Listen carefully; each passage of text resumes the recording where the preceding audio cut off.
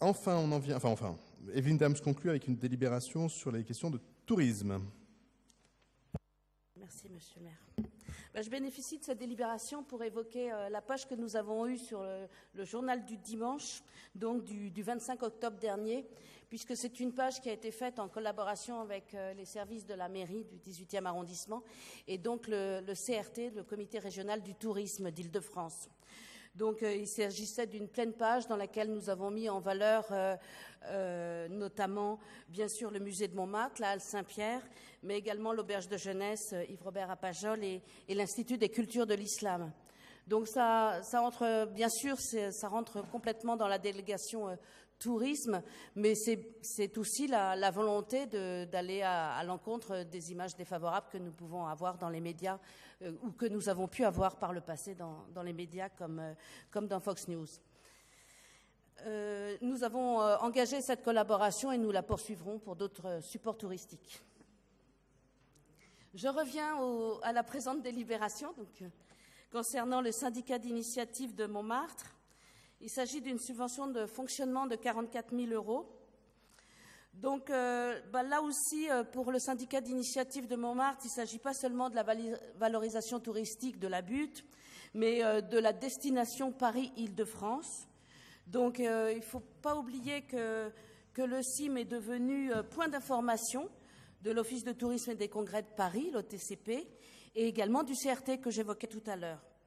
À ce titre, il accueille 100 000 personnes par an dans les locaux situés place du Tertre. Donc c'est à la fois un accueil physique et téléphonique très appréciable, très apprécié par les personnes peu enclines à utiliser les plateformes dématérialisées. C'est un accueil qui est assuré par 3 personnes représentant 2,5 équivalents temps plein. Donc pour ce travail qui touche pas seulement la butte Montmartre, mais aussi tout le 18e arrondissement, enfin du mieux que nous pouvons en tout cas, je vous propose donc d'adopter cette délibération de cette subvention de 44 000 €, accompagnée bien sûr d'une convention d'objectifs et de partenariat. Merci beaucoup et je souligne l'intérêt pour notre arrondissement d'avoir ce point d'accueil géré par le CIM et sa nouvelle présidente, place du Tertre, ce qui est une belle localisation, et je salue aussi le fait qu'ils aient maintenu un accueil téléphonique, ce qui est de plus en plus rare et pour autant très utile pour beaucoup de touristes qui n'ont pas tous accès à l'écrit en français, ou d'ailleurs pas tous accès à l'écrit tout court, parce que les frais de roaming sont encore importants et on n'a pas toujours envie de se mettre sur la 4G quand on est touriste, et donc le fait de pouvoir téléphoner est quand même très utile, donc je veux les saluer. Sur cette subvention, Monsieur Bournazel. Juste un mot, nous allons voter évidemment cette délibération. Je suis tout à fait d'accord avec Madame Dame sur l'excellente page dans le JDD que j'ai lu aussi, qui valorisait bien le 18e et ses différents quartiers, et c'est important aussi. Simplement, je voudrais dire que sur la question du tourisme, il y a un rapport de la Chambre régionale des comptes qui explique qu'il faudrait que des convergences beaucoup plus fortes entre l'Office de tourisme de Paris et le CRT, qui dépend de la région, qui a un vrai problème là aussi de gestion, et que si on pouvait davantage travailler et collaborer ensemble, ça serait vraiment mieux et plus efficace pour le tourisme et pour l'accueil. Et qui a un point essentiel aussi en matière de tourisme sur lequel il faut travailler, c'est l'accueil. Car on vient à Paris, on vient en Île-de-France parce que c'est la plus belle ville du monde et on en est très fiers.